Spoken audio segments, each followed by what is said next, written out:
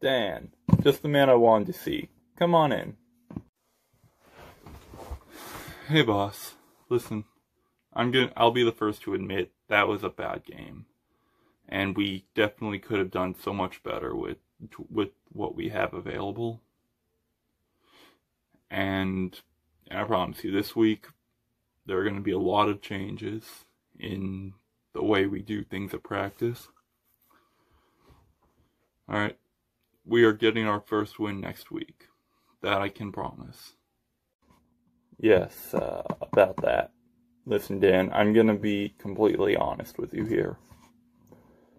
Although you've done some good for this organization the past few years, I think it's time for us to move on and find a new head coach. Wait, a new coach? Are you sure? Especially in the middle of the season? We're sick of the choking, Dan. We're sick of the blown leads. I mean, I'll admit, we blew a couple of leads this year, but I mean, every team does that at some point during the season, don't they? We had a huge lead against Dallas back in week 2. Multiple scores, and it would have taken a miracle for them to come back. And yet, it happened. And then the very next week, we let Chicago come back after they brought in their backup quarterback. Alright, that Dallas onside kick was a 1 in a million chance. It's not only that. Do you remember 2016? 2016? You mean the year we had the best offense in the league? The year Matty Ice won league MVP? I mean, I feel like I helped him get there that season. And we nearly won the Super Bowl too.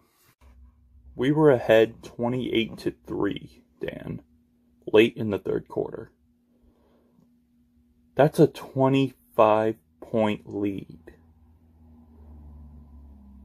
And the Patriots made a huge comeback to force overtime 28-28 and then score on the first drive. Well, to be fair, we were playing a Tom Brady-led Patriots team.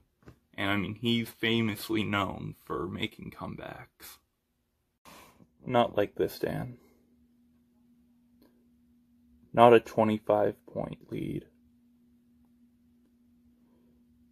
Not even the best legends in the game should be able to make comebacks like that. Right, but even so, after that season, most teams who even go to the Super Bowl have a hangover season. We didn't. Sure, we didn't win the division again, but we were still a dark horse candidate. I mean, between us, New Orleans, and Carolina, those were 3 of the best teams in the NFC that year.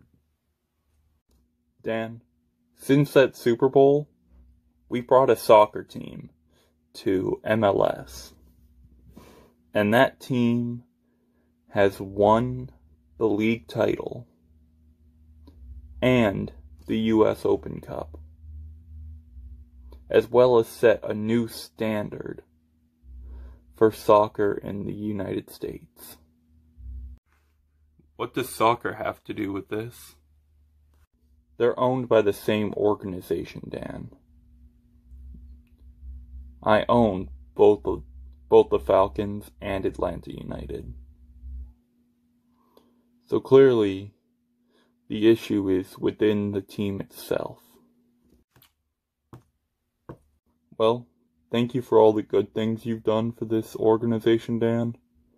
But it's time for you to leave. Hey, Pete. So, well, unfortunately, I got let go by the Falcons today. And I'm calling because I'm looking for some work, and I've noticed over the course of this season that the defense up there has been struggling a little bit. And I think I can help fix that. So what do you say we get this team back on track? And I can even help create the second generation of the Legion of Boom. Yeah, sorry, Dan. No offense, but to be perfectly honest, I think we would be better off with no defensive coach than to have you. You know, all the blown leads over the years. No hard feelings, man. Goodbye. Yeah, I don't blame you, Pete.